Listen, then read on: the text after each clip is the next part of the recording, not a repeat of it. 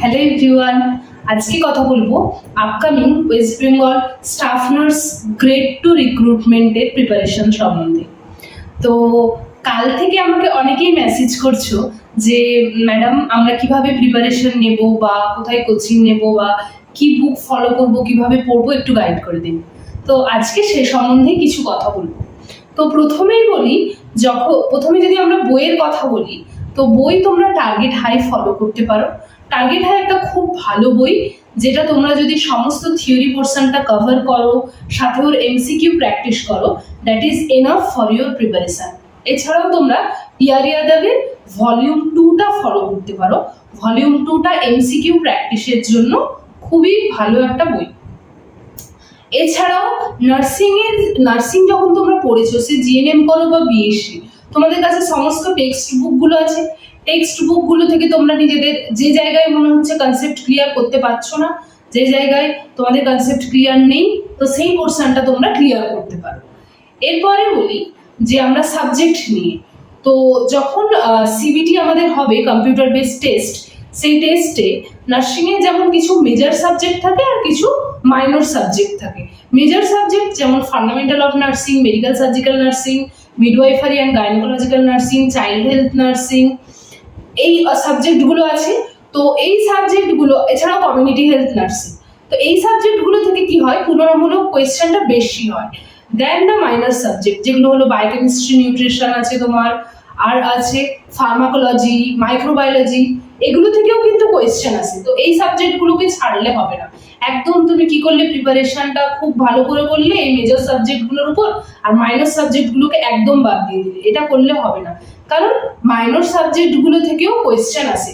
যদি আমরা 2025-এ West Bengal health recruitment বোর্ডের সিবিটি এক্সামের কোয়েশ্চেন দেখি, সেখানে মাইক্রোবায়োলজি, বায়োকেমিস্ট্রি, নিউট্রিশন সব সাবজেক্টকেই ওরা ছুঁয়ে গেছে। হ্যাঁ, কোনো এই সাবজেক্টগুলো থেকে, মাইনর সাবজেক্টগুলো থেকে কোয়েশ্চেনের যে সংখ্যাটা সেটা কম হয়।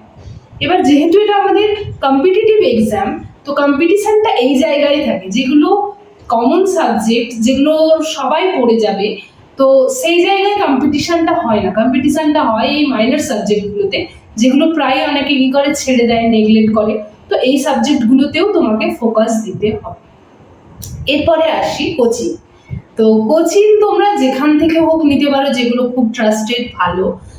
কিন্তু কোচিং তোমার যদি বেস ক্লিয়ার থাকে, মানে নার্সিং এর যে fundamental subject during 4 years course BSc nursing এ বা 3 ইয়ার্স কোর্স জিএনএম নার্সিং এ, সেই সময় যদি তোমার বেসগুলো ক্লিয়ার থাকে, তোমার কনসেপ্ট ক্লিয়ার থাকে, তাহলে আমি বলবো তুমি নিজে এমসিকিউ প্র্যাকটিস করে, নিজে স্মার্ট রিভিশন করো, যেগুলো প্রতিটা সাবজেক্টের ইম্পর্টেন্ট টপিকগুলো বেছে নাও, নিয়ে সেই টপিকগুলো স্মার্ট রিভিশন করো। সেটা টার্গেট হাই হোক, পিয়ারিয়াডা হোক বা টেক্সট বুক থেকে রিভিশন করো, করে এমসিকিউ প্র্যাকটিস করো। যত এমসিকিউ প্র্যাকটিস করবে, তত তোমার ভুলের সংখ্যাটা কমে আসবে, আর তুমি বুঝতে পারবে যে একটা টপিক থেকে কত ডিফারেন্ট টাইপস অফ এমসিকিউ হতে পারে।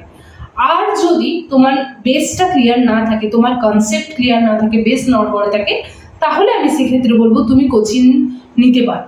এবার কোচিং যে নিলে তুমি, সেখান থেকে তুমি তোমার কনসেপ্টটা ক্লিয়ার করো, থিওরি পোর্শন ক্লিয়ার করো।